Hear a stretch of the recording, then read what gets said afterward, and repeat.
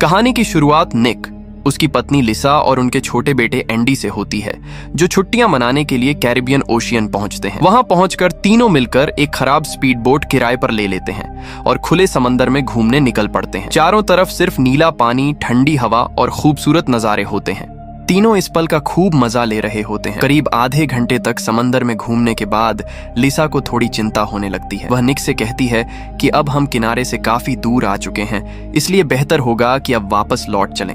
लेकिन उनका बेटा एंडी अभी इतनी जल्दी वापस नहीं जाना चाहता था। उसका मन अभी भी समंदर में घूमने का था। दूसरी तरफ निक भी थोड़ा मस्ती करने वाला इंसान था, इसलिए उसने लिसा की बात नहीं मानी और स्पीड बोट को आगे बढ़ाता रहा।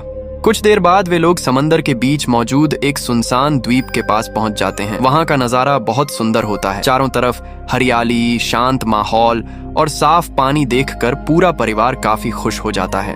वे आराम से वहां समय बिताते हैं और छुट्टियों का आनंद लेते हैं। लेकिन जब वापस लौटने का समय आता है तो अचानक उनकी स्पीड बोट स्टार्ट ही नहीं होती।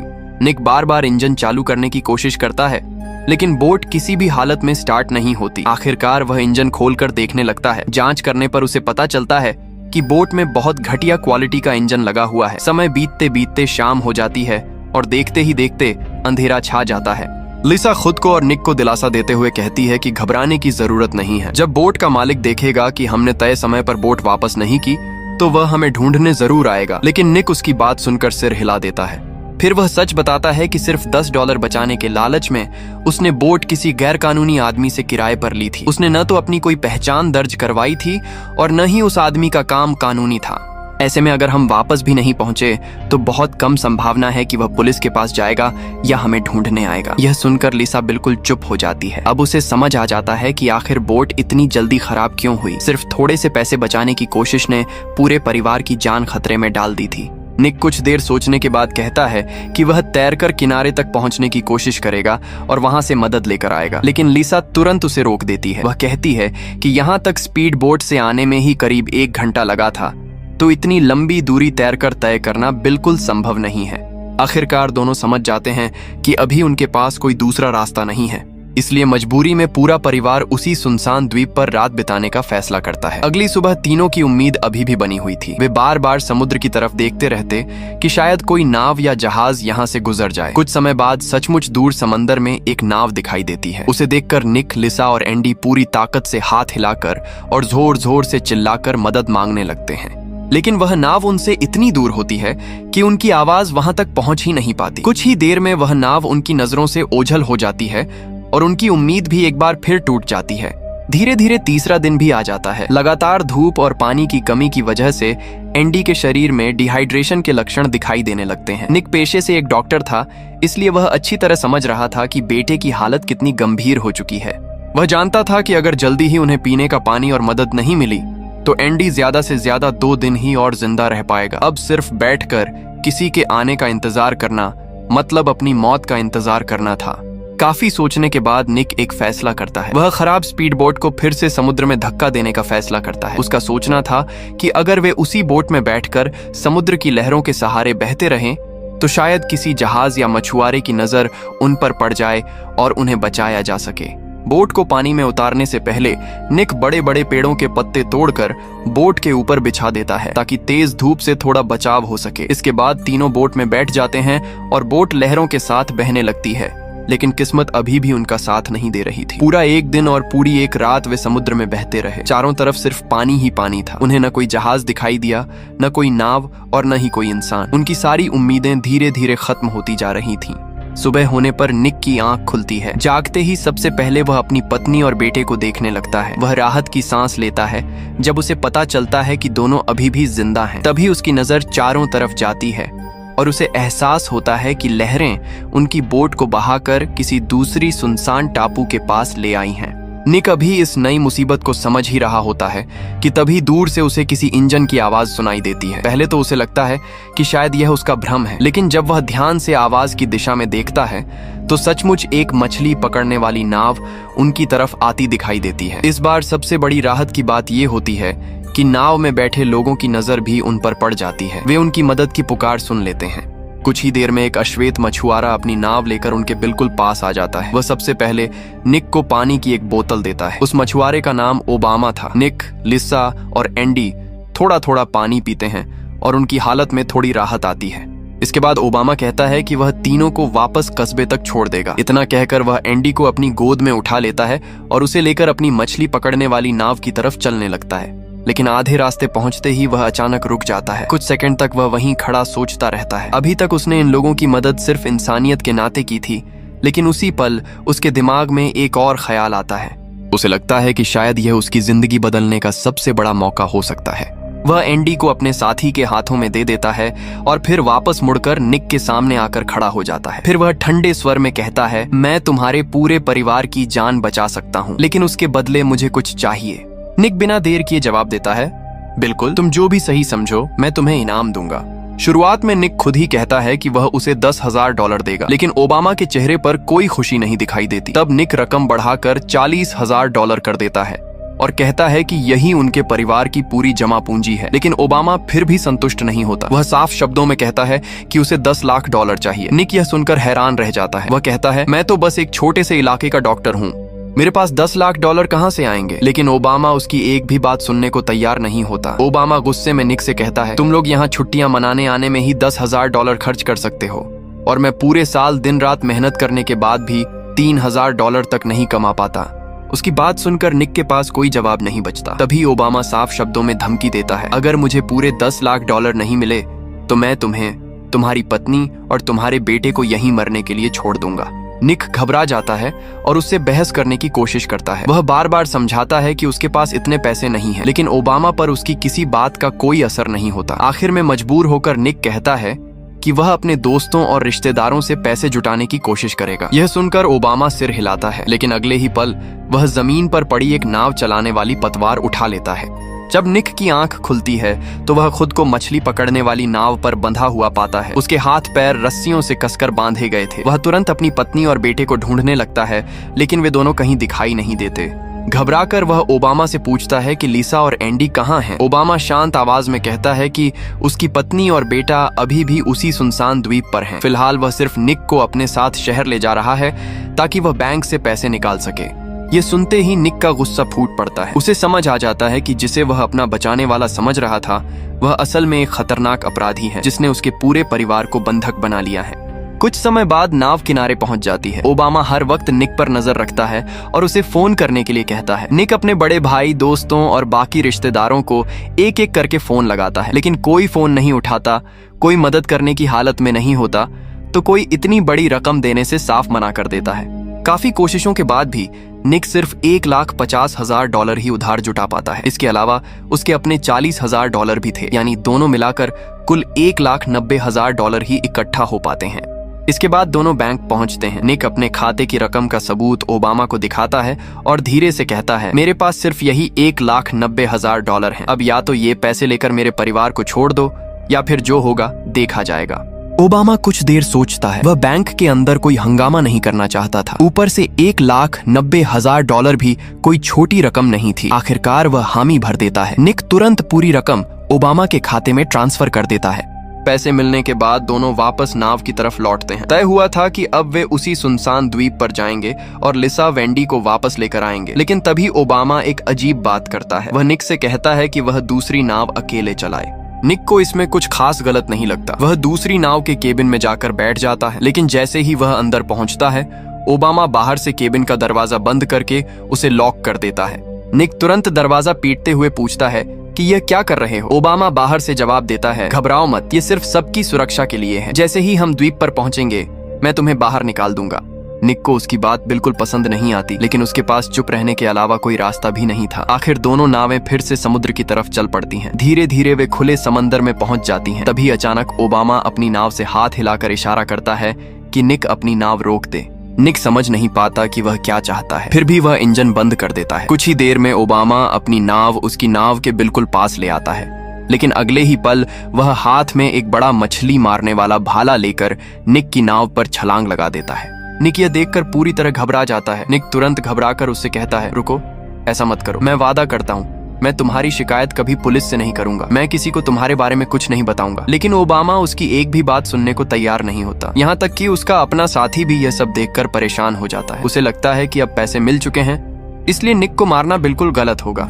वह आगे बढ़कर ओबामा को रोकने की कोशिश करता है, लेकिन ओबामा उसे गुस्से से डांटकर पीछे हटा देता है। इसके बाद वह ठंडी आवाज में कहता है, सिर्फ मरे हुए लोग ही कोई राज बाहर नहीं बताते। इतना कहकर वह अपने हाथ में पकड़े भाले से निक की नाव के निचले हिस्से में जोर से वार कर देता है। नाव में बड़ा छेद हो जाता है और समुद्र का पानी तेजी से अंदर भरने लगता है। अपना काम पूरा करके ओबामा वापस अपनी नाव पर कूद जाता है। उधर निक लगातार दरवाजा पीटता रहता है। वह चिल्लाकर रहम की भीख मांगता है और बाहर निकलने की पूरी कोशिश करता है, लेकिन बाहर से बंद दरवाजा किसी भी तरह नहीं खुलता। कुछ ही पलों में पानी केबिन के अंदर भरना शुरू हो जाता है। पानी लगातार ऊपर चढ़ता जाता है और देखते ही देखते पूरी नाव समुद्र में डूबने लगती है। ओबामा अपनी नाव पर खड़ा यह सब बिना किसी भावना के देखता रहता है। वह तब तक वहीं खड़ा रहता है जब तक निक की नाव पूरी तरह समुद्र के अंदर गायब नहीं हो जाती। उसके बाद ही वह अपने साथी से पूरी रफ्तार से वहां से निकल जाने के लिए कहता है, लेकिन समुद्र के नीचे निक अभी जिंदा था। मौत बिल्कुल सामने देखकर उसके अंदर जिंदा रहने की जबरदस्त चाह जाग उठती है। वह तेजी से इधर उधर नजर दौड़ाता है और तभी उसकी नजर नाव के अंदर लगे एक भारी लोहे के डंडे पर पड़ती है। वह पूरी ताकत लगाकर उसे हिलाता है। कई कोशिशों के बाद आखिर वह डंडा अपनी जगह से निकल आता है। निक उसी लोहे के डंडे से केबिन के दरवाजे में लगी कांच की खिड़की पर पूरी ताकत से वार करना शुरू कर देता है। 1, 2, 3 कई वार करने के बाद आखिरकार कांच टूट जाता है। कांच टूटते ही निक बिना एक पल गंवाए उसी छोटे से टूटे हुए हिस्से से खुद को बाहर निकाल लेता है। अब उसके फेफड़ों में सांस लगभग खत्म हो चुकी थी। वह पूरी ताकत लगाकर ऊपर की तरफ तैरने लगता है। कुछ सेकंड बाद वह आखिरकार समुद्र की सतह पर पहुंच जाता है और जोर जोर से सांस लेने लगता है, लेकिन अब उसके शरीर में बिल्कुल ताकत नहीं बची थी। वह इतना थक चुका था कि किनारे की तरफ तैरने की भी हिम्मत नहीं थी, इसलिए वह खुद को बस पानी के सहारे तैरता रहने देता है। किस्मत से करीब कुछ दर्जन मिनट बाद वहां से कुछ पर्यटक अपनी नाव में गुजर रहे होते हैं। उनकी नजर निक पर पड़ जाती है और वे तुरंत उसे पानी से बाहर निकालकर उसकी जान बचा लेते हैं। रात होने पर निक पुलिस के साथ बैठा होता है। पुलिस उसे बताती है कि इस समुद्री इलाके में 100 से भी ज्यादा छोटे बड़े द्वीप हैं। उन सभी की तलाशी लेने में कई हफ्ते लग सकते हैं। पुलिस यह भी कहती है कि निक ने जिस द्वीप का बताया है उसके बारे में जानकारी बहुत कम है, इसलिए यह पता लगाना लगभग नामुमकिन है कि उसका परिवार आखिर किस द्वीप पर फंसा हुआ है। इसी दौरान पुलिस चीफ निक को अलग ले जाता है और उससे कुछ ऐसे सवाल पूछने लगता है जो काफी अपमानजनक होते हैं। तभी निक को समझ आता है कि पुलिस चीफ को उसकी बातों पर भरोसा ही नहीं है। वह मन ही मन यह शक कर रहा है कि कहीं निक ने अपनी पत्नी और बेटे की हत्या करके पूरी झूठी कहानी तो नहीं बना दी। यह एहसास होते ही निक के अंदर गुस्सा भर जाता है, लेकिन वह किसी तरह खुद को शांत रखता है और कोई हंगामा नहीं करता। पुलिस चीफ के कहने पर निक वापस अपने होटल लौट आता है, लेकिन ऐसी हालत में उसे नींद कैसे आती। उसकी पत्नी और बेटा न जाने किस हालत में उस सुनसान द्वीप पर पड़े थे। वह बार बार यही सोचता रहता है कि अगर पुलिस कुछ नहीं कर रही तो उसे खुद ही कुछ करना होगा। काफी देर सोचने के बाद वह इस नतीजे पर पहुंचता है कि सबसे पहले उन दोनों मछुआरों को ढूंढना होगा। अगर वे मिल गए तो उनसे उस द्वीप का पता जरूर निकलवाया जा सकता है। निक फिर से पुलिस चीफ के पास जाता है और उससे कहता है कि उन दोनों मछुआरों को तुरंत गिरफ्तार किया जाए, लेकिन पुलिस चीफ उसकी बात साफ मना कर देता है। वह कहता है कि बिना ठोस सबूत के वह इतनी बड़ी पुलिस फोर्स सिर्फ किसी शक के आधार पर नहीं लगा सकता, और अगर मछुआरे मिल भी गए तब भी इस बात की कोई गारंटी नहीं है कि वे निक की पत्नी और बेटे का ठिकाना बताएंगे। अब निक समझ जाता है कि पुलिस के भरोसे बैठने से कुछ नहीं होने वाला, इसलिए वह खुद ही उन मछुआरों को ढूंढने निकल पड़ता है। सबसे पहले उसके दिमाग में मछली बाजार का ख्याल आता है। उसे लगता है कि वहाँ के लोग शायद उन मछुआरों को पहचानते हों, लेकिन जब वह वहाँ पहुँचता है तब तक काफी रात हो चुकी होती है और पूरा बाजार बंद हो चुका होता है। उसी समय वहाँ सफाई कर रहा एक कर्मचारी उससे कहता है कि बंदरगाह पर एक काले रंग की वैन चलाने वाला ड्राइवर है जो इलाके के ज्यादातर मछुआरों को पहचानता है। अगर किसी को उनके बारे में जानकारी हो सकती है तो शायद वही आदमी बता पाएगा। निक तुरंत टैक्सी लेकर बंदरगाह पहुंचता है और उस ड्राइवर को ढूंढ निकालता है, लेकिन वह आदमी भी ओबामा को नहीं पहचानता। हालांकि वह निक को एक और सुराग देता है। वह बताता है कि शहर में एक बार है जहां रात के समय बहुत से मछुआरे शराब पीने आते हैं, शायद वहां जाकर कुछ पता चल जाए। निक बिना देर किए फिर टैक्सी पकड़कर उस बार पहुंच जाता है। वहां दरवाजे पर खड़े लोगों से वह ओबामा के बारे में पूछता है। उनमें से एक आदमी अंदर बैठे नीली शर्ट पहने व्यक्ति की तरफ इशारा करके कहता है वही है, लेकिन इससे पहले कि निक उससे ठीक तरह बात कर पाता, बात बिगड़ जाती है। और उसे वहां से कोई खास जानकारी नहीं मिलती। मजबूर होकर वह पुलिस चीफ को फोन करता है और पूछता है कि क्या खोजबीन में कोई नई जानकारी मिली है, लेकिन पुलिस चीफ उसकी बात का जवाब देने के बजाय यह पूछने लगता है कि वह इतने समय से होटल से बाहर क्या कर रहा है।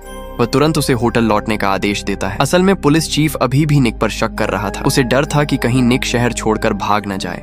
निक के पास बेकार की बहस करने का बिल्कुल समय नहीं था। वह बिना कुछ बोले फोन काट देता है, फिर वापस टैक्सी में जाकर बैठ जाता है। उसका दिमाग पूरी तरह उलझ चुका था। टैक्सी ड्राइवर उससे पूछता है कि अब कहाँ चलना है। निक के पास कोई जवाब नहीं होता। वह सिर्फ उसे $100 देता है और कहता है कि थोड़ा और इंतजार करे। इसी दौरान अचानक उसकी नजर ड्राइवर के हाथ पर पड़े एक पुराने टांके के निशान पर जाती है। वह निशान देखते ही उसे अचानक याद आता है कि ओबामा के हाथ पर भी बिल्कुल ऐसा ही सिला हुआ निशान था। तभी उसके दिमाग में एक नया विचार आता है। वह सीधे शहर के इकलौते इमरजेंसी सर्जरी अस्पताल पहुंच जाता है। उसके अपने पैर में भी चोट लगी हुई थी, इसलिए इलाज के बहाने वह अंदर पहुंच जाता है। जब डॉक्टर उसके पैर पर टांके लगा रहा होता है, तभी निक धीरे धीरे उससे ओबामा के बारे में पूछना शुरू करता है। शुरुआत में डॉक्टर साफ मना कर देता है। वह कहता है कि वह किसी मरीज की निजी जानकारी नहीं दे सकता। तब निक उसे अपनी पूरी कहानी बताता है। वह कहता है कि उसकी पत्नी और बेटा मौत और जिंदगी के बीच फंसे हुए हैं और अगर उसे जल्दी जानकारी नहीं मिली तो शायद वे दोनों बच नहीं पाएंगे। निक की बात सुनकर डॉक्टर का दिल पिघल जाता है। वह बिना कुछ कहे कमरे का पर्दा खींच देता है और कुछ देर के लिए बाहर चला जाता है। जैसे ही डॉक्टर बाहर जाता है, निक तुरंत पास रखे कंप्यूटर के सामने बैठ जाता है और अस्पताल के रिकॉर्ड खंगालने लगता है। कुछ ही मिनटों में उसे एक मरीज की फाइल मिल जाती है जिसमें हाथ पर टांके लगने का रिकॉर्ड दर्ज था। उस मरीज का नाम मिगेल लिखा होता है। निक तुरंत समझ जाता है कि यही ओबामा का असली नाम है। वह जल्दी से उसकी फाइल में लिखा घर का पता अपने मोबाइल में फोटो खींचकर सेव कर लेता है। वहां से निकलते समय वह चुपके से एक सर्जिकल चाकू भी अपने साथ रख लेता है और फिर टैक्सी लेकर सीधे मिगेल के घर की तरफ निकल पड़ता है। निक कुछ ही देर में मिगेल के घर पहुंच जाता है। वह दरवाजा खटखटाता है। अंदर से एक औरत की आवाज आती है, लेकिन कोई दरवाजा नहीं खोलता। निक दोबारा आवाज लगाता है, फिर भी कोई जवाब नहीं मिलता। उसे लगता है कि शायद जानबूझकर दरवाजा नहीं खोला जा रहा है। आखिरकार वह जबरदस्ती दरवाजा तोड़कर घर के अंदर घुस जाता है। अंदर जाते ही एक औरत उससे कहती है कि उसे नहीं पता मिगेल कहाँ है। वह बार बार हाथ जोड़कर निक से गुजारिश करती है कि वह उसे और उसके बच्चों को कोई नुकसान न पहुंचाए। निक समझ जाता है कि उससे पूछने का कोई फायदा नहीं है, इसलिए वह खुद पूरे घर में तलाश शुरू कर देता है। तलाशी लेते लेते उसकी नजर दीवार पर टंगी एक फोटो पर पड़ती है। फोटो में वही मछुआरा दिखाई देता है जिसने उसके परिवार को बंधक बनाया था। फोटो में उसकी मछली पकड़ने वाली नाव भी साफ दिखाई दे रही थी और उस पर नाव का रजिस्ट्रेशन नंबर भी लिखा हुआ था। निक तुरंत अपना मोबाइल निकालकर उस फोटो की तस्वीर खींच लेता है। उसी समय घर का दरवाजा खुलता है और मिगेल अंदर आ जाता है। दोनों कुछ सेकंड तक एक दूसरे को घूरते रहते हैं। फिर बिना कुछ बोले निक सीधा उस पर टूट पड़ता है। दोनों के बीच जबरदस्त हाथापाई शुरू हो जाती है। मिगेल का शरीर दुबला पतला था, इसलिए वह निक का ज्यादा देर तक सामना नहीं कर पाता। कुछ ही देर में निक उसे नीचे गिराकर पूरी तरह काबू में कर लेता है और गुस्से में उसकी जमकर पिटाई करने लगता है। तभी अचानक मिगेल की पत्नी हाथ में एक फिश गन लेकर वहां आ जाती है और निक पर तान देती है। वह निक को तुरंत हाथ ऊपर करने के लिए कहती है। एक पल में पूरा खेल पलट जाता है। निक मजबूरी में हाथ ऊपर कर देता है, लेकिन तभी पास से एक छोटी बच्ची बाहर निकल कर आती है। मौका देखते ही निक उसे पकड़ लेता है और उसे अपने सामने ढाल बनाकर खड़ा हो जाता है। अब मजबूर होकर मिगेल और उसकी पत्नी अपने हथियार नीचे कर देते हैं। इसी दौरान अचानक फिश गन चल जाती है और उसका भाला बाहर निकल जाता है। अगले ही पल मिगेल पूरी ताकत से निक पर झपट पड़ता है। दोनों फिर जमीन पर गिर जाते हैं। मिगेल दोनों हाथों से निक का गला दबाने लगता है। निक एक डॉक्टर था जिसकी पूरी जिंदगी लोगों की जान बचाने में बीती थी, लेकिन हालात उसे इस मुकाम तक ले आए थे जहां उसे अपनी जान बचाने के लिए किसी की जान लेनी पड़ सकती थी। इस मानसिक दबाव को वह और नहीं झेल पाता और आखिरकार बेहोश होकर वहीं गिर पड़ता है। उसी समय घर के अंदर से एक गंभीर रूप से बीमार बच्चा बाहर आता है और यह पूरा दृश्य अपनी आंखों से देखता है। तभी पहली बार साफ होता है कि मिगेल इतनी बड़ी रकम पाने के लिए किसी भी हद तक क्यों चला गया था। वह अपने बीमार बच्चे का इलाज करवाने के लिए पैसों का इंतजाम करना चाहता था। कुछ समय बाद निक की आंख अस्पताल के बेड पर खुलती है। होश में आते ही वह देखता है कि उसके हाथों में हथकड़ी लगी हुई है। तभी पुलिस चीफ कमरे के अंदर आता है और निक पर हत्या का आरोप लगा देता है। निक बार बार समझाने की कोशिश करता है कि उसने जो कुछ किया वह सिर्फ अपनी जान बचाने के लिए किया था, लेकिन पुलिस चीफ उसकी एक भी बात सुनने को तैयार नहीं होता। इतना ही नहीं, अब पुलिस चीफ को पूरा यकीन हो चुका था कि निक की पत्नी और बेटे के द्वीप पर फंसे होने वाली कहानी पूरी तरह झूठ है। इसी वजह से उसने उनकी तलाश के लिए चल रहा पूरा रेस्क्यू ऑपरेशन भी बंद करने का आदेश दे दिया। यह सुनते ही निक के पैरों तले जमीन खिसक जाती है। उसे समझ आ जाता है कि अगर वह अब भी पुलिस के भरोसे बैठा रहा तो उसकी पत्नी और बेटा कभी नहीं बच पाएंगे। इसलिए वह एक बहुत बड़ा जोखिम उठाने का फैसला करता है। अचानक मौका देखकर वह पास खड़े एक पुलिस वाले पर हमला कर देता है। उसके हाथ से पिस्तौल छीन लेता है और उसी पिस्तौल से बाकी पुलिस वालों को धमकाकर अपनी हथकड़ी खुलवा लेता है। इसके बाद निक अस्पताल से भाग निकलता है। अब वह सिर्फ अपने परिवार को बचाने की कोशिश कर रहा इंसान नहीं था, बल्कि पुलिस की नजर में एक फरार अपराधी बन चुका था। अगले दिन निक का सिर्फ एक ही मकसद था, किसी भी तरह मिगेल के उस साथी को ढूंढना जो उस दिन उसके साथ नाव पर मौजूद था। निक को पूरा यकीन था कि वही आदमी उस सुनसान द्वीप का पता जानता है जहां लिसा और एंडी अभी भी फंसे हुए हैं। इसी उम्मीद के साथ वह सीधे पोर्ट अथॉरिटी पहुंचता है। वहां वह मिगेल की मछली पकड़ने वाली नाव का रजिस्ट्रेशन नंबर देकर जानकारी निकालने की कोशिश करता है। उसका इरादा यह पता लगाने का था कि वह नाव किस घाट पर खड़ी रहती थी, लेकिन जानकारी मिलने के बाद उसकी उम्मीद फिर टूट जाती है। उसे पता चलता है कि जिस घाट पर वह नाव खड़ी रहती थी उसकी पार्किंग की अवधि ठीक एक दिन पहले ही खत्म हो चुकी थी। यानी अब वह नाव वहां नहीं थी और किसी को नहीं पता था कि उसे कहां ले जाया गया है। पोर्ट अथॉरिटी से बाहर निकलते ही निक देखता है कि पूरे शहर में पुलिस उसकी तलाश कर रही है। कई जगह पुलिस की गाड़ियां खड़ी थीं और उसकी तस्वीर दिखाकर लोगों से पूछताछ की जा रही थी। अपनी पहचान छिपाने के लिए निक जल्दी से सामने खड़ी एक बस में चढ़ जाता है। अब उसकी हालत ऐसी हो चुकी थी कि एक तरफ उसके परिवार तक पहुंचने का इकलौता सुराग भी खत्म हो चुका था और दूसरी तरफ पूरी पुलिस उसके पीछे पड़ी थी। ऐसा लग रहा था जैसे हर रास्ता उसके लिए बंद हो चुका हो। लेकिन तभी किस्मत एक बार फिर उसका साथ देती है। बस के पीछे बैठे एक आदमी पर उसकी नजर पड़ती है। वह कोई और नहीं बल्कि मिगेल का वही साथी था जो उस दिन नाव पर मौजूद था। उधर उस आदमी की नजर भी निक पर पड़ जाती है। निक को देखते ही वह घबरा जाता है और बस रुकते ही तुरंत नीचे उतरकर भागने लगता है। निक भी बिना देर किए उसके पीछे दौड़ पड़ता है, लेकिन उसके पैर में लगी चोट अभी पूरी तरह ठीक नहीं हुई थी। वह पूरी ताकत लगाने के बावजूद उस आदमी की बराबरी नहीं कर पा रहा था। दौड़ते दौड़ते वह लगातार उससे गुहार लगाता रहता है कि रुक जाओ, मुझे सिर्फ अपने परिवार तक पहुंचना है। कुछ दूर भागने के बाद वह आदमी आखिरकार रुक जाता है। शायद उसके मन में पहले से ही अपराध बोध था। आखिर जब मिगेल निक को समुद्र में डुबोकर मारना चाहता था तब उसी आदमी ने उसे रोकने की कोशिश भी की थी। अब जब दोनों आमने सामने खड़े होते हैं तो निक देखता है कि वह आदमी खुद भी बुरी तरह घायल है। उसकी हालत इतनी खराब थी कि वह मुश्किल से खड़ा हो पा रहा था। निक तुरंत आसपास खड़े एक ड्राइवर से कहता है कि जल्दी से एम्बुलेंस बुलाओ, लेकिन ड्राइवर जवाब देता है कि उसके पास मोबाइल फोन ही नहीं है। निक कुछ पल के लिए बिल्कुल असहाय हो जाता है। उसे समझ नहीं आता कि पहले क्या करे। तभी वह अपनी जेब से एक नक्शा निकालता है और उस आदमी के सामने रख देता है। वह उससे कहता है, अगर तुम सच में मेरी मदद करना चाहते हो तो बस इस नक्शे पर बता दो कि मेरी पत्नी और बेटा किस द्वीप पर हैं। आदमी कुछ सेकंड तक चुप रहता है, फिर आखिरकार कांपते हुए हाथ से नक्शे पर एक जगह की तरफ इशारा कर देता है। बस निक को यही चाहिए था। अब आखिरकार उसे उस द्वीप का सही पता मिल चुका था। निक तुरंत उस ड्राइवर से उसकी गाड़ी उधार ले लेता है और पूरी रफ्तार से बंदरगाह की तरफ निकल पड़ता है। वह जैसे ही कार में बैठने वाला होता है तभी पीछे से उस घायल आदमी की दर्द भरी चीख सुनाई देती है।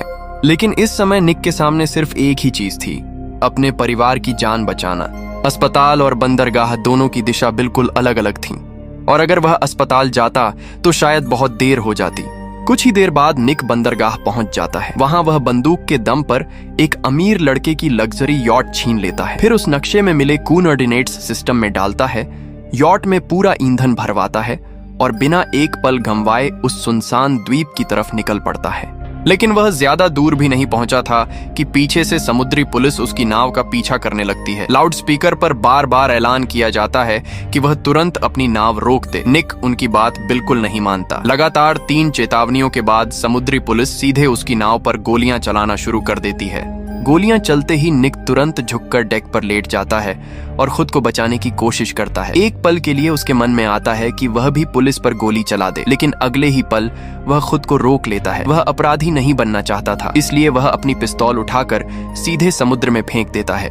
उसी समय उसकी नजर स्पीड कंट्रोल पर पड़ती है। उसे एहसास होता है कि यॉट अभी अपनी पूरी रफ्तार से नहीं चल रही है। वह तुरंत कंट्रोल लीवर को पूरी तरह आगे धकेल देता है। अगले ही पल यॉट तेजी से आगे बढ़ने लगती है और कुछ ही देर में समुद्री पुलिस काफी पीछे छूट जाती है। आखिरकार निक उस सुनसान द्वीप पर पहुंच जाता है। इस बार न कोई नई मुसीबत आती है और न ही कोई उसे रोकने वाला होता है। कई दिनों की तलाश और संघर्ष के बाद वह आखिर अपनी पत्नी लिसा और बेटे एंडी तक पहुंच जाता है। लिसा पूरी तरह बेहोश पड़ी होती है। निक उसे थोड़ा सा पानी पिलाता है। कुछ देर बाद लिसा धीरे धीरे होश में आ जाती है। लेकिन एंडी की हालत उससे भी ज्यादा गंभीर थी। निक तुरंत एक डॉक्टर की तरह काम करना शुरू कर देता है। वह एंडी को कृत्रिम सांस देता है, उसके सीने पर दबाव डालता है और लगातार उसे बचाने की कोशिश करता रहता है। काफी देर की मेहनत के बाद आखिर एंडी भी सांस लेने लगता है और उसकी आंखें खुल जाती हैं। थोड़ी देर आराम करने के बाद निक एंडी को उठाकर यॉट तक ले जाता है। फिर वह वापस लिसा को उठाने आता है, लेकिन इतने दिनों की भूख, प्यास और लगातार संघर्ष की वजह से उसके शरीर की सारी ताकत खत्म हो चुकी थी। वह लिसा को गोद में उठाकर कुछ ही कदम चल पाता है कि अचानक उसकी आंखों के सामने अंधेरा छा जाता है और वह वहीं जमीन पर गिरकर बेहोश हो जाता है। उसी समय आसमान में पुलिस का हेलीकॉप्टर दिखाई देता है। आखिरकार मदद वहां पहुंच चुकी थी। यहीं पर फिल्म खत्म हो जाती है। फिल्म एक बहुत बड़ा सबक देती है कि सिर्फ $10 बचाने के लालच ने पूरे परिवार की जान खतरे में डाल दी। इसलिए कहीं भी जाएं, कभी भी सुरक्षा और भरोसे से समझौता नहीं करना चाहिए। कुछ पैसे बचाने के लिए गलत फैसला लेना कई बार बहुत भारी पड़ सकता है।